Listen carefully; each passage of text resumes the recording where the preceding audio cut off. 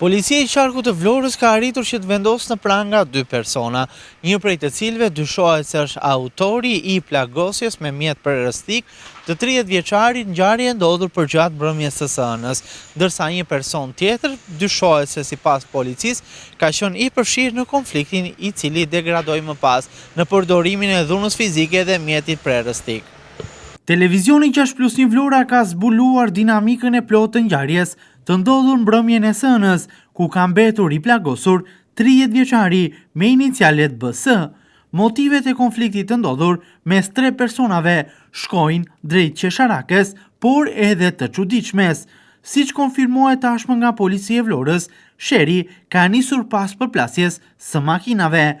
2 makina, të cilat drejtoheshin respektivisht nga i plagosuri BS dhe një shtetas tjetër, AL, janë përplasur në lagjen 24 maj mbrëmjen e hënës. Nga përplasja e tyre ka patur vetëm dëme materiale. Pas përplasjes së 2 mjeteve, shtetasit BS dhe AL ka nisur të konfliktojnë së bashku me fjalë, duke mos rënë dakord kush e kishte fajin dhe kush duhet të pagonte dëmet e makinës. Mjeti i njëri prej tyre kishte pësuar dëmtime tek parakolpi, por dëmtime këto materiale tepër minimale. Në këtë moment, duke parë konfliktin mes djemve, ka ndërhyr shtetasi EL, i cili ka dal nga makina dhe është munduar të qetësoj situatën.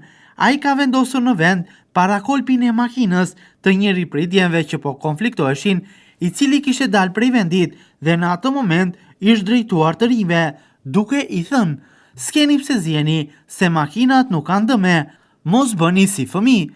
Këtu nis të ndodh çudia.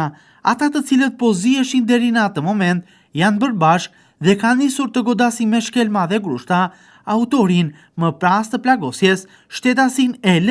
Kanë shkuar deri aty sa e kanë përzën me automjet deri në afërsi të shtëpisë për ta dhunuar edhe në vazhdimsi.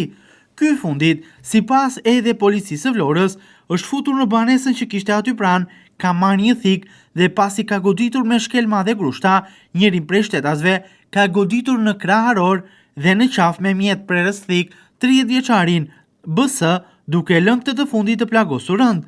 Ky shtetas që ndërhyri për të shuar konfliktin, më pas është arrestuar për gjatë të martës, ku i është gjetur edhe arma e ftohtë, mjeti përrëstik që e posedonte. Mbi të rëndojnë tashmë vepra penale, plagosje rënd me dashje, si dhe prodhim, mbajtje, blerja apo shitje pa leje e armëve të ftohta. Ndërkohë, shtetasi AL është arrestuar për mos kallëzim krimi, pasi nuk ka treguar konfliktin që ka ndodhur, por edhe dinamikën e plotë të ngjarjes. Por gjithashtu këtij të fundit, përgjatë kontrollit, i është gjetur edhe një mjet përrëstik. Mbi të rëndon gjithashtu akuza e mbajtjes, prodhimit, blerjes apo shitjes pa leje të armëve të ftohta.